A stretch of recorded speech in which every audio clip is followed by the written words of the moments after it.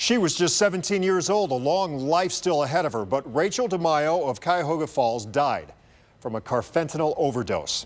Today, the man who repeatedly sold her drugs learned his punishment, and as Bob Jones reports, a powerful mission of teens helping other teens.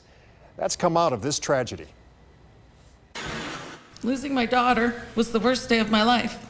I found her face down on her bed, barely alive. 2 years after Rachel DeMaio died from a drug overdose, the pain lingers for her parents. Rachel was a beautiful soul. Their anguish poured out in court today and directed at 26-year-old Jamar King. My hope for you is that you repent each and every day from the bottom of your soul to Rachel and God himself. Rachel was a volleyball player and a junior at Woodridge High School. She also struggled with addiction. I knew she was struggling. I was trying to get her help.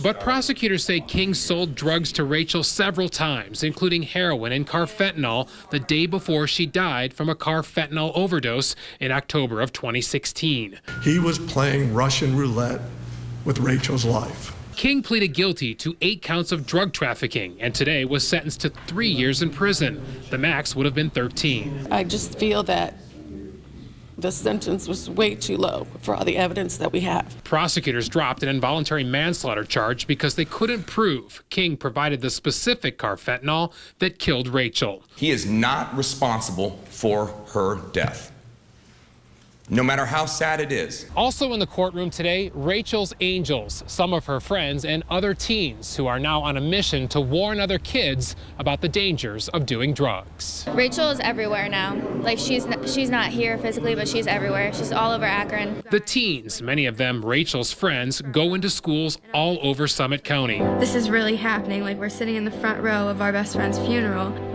And deliver a powerful video and message that drugs equal death. We just want to keep her memory alive because Rachel would want us to do this. We believe Rachel would want us to stop anyone else from having to go through something like this. Justice for Rachel. Rachel's mom also calling for stiffer penalties for drug dealers, something she stressed during a protest before King's sentencing.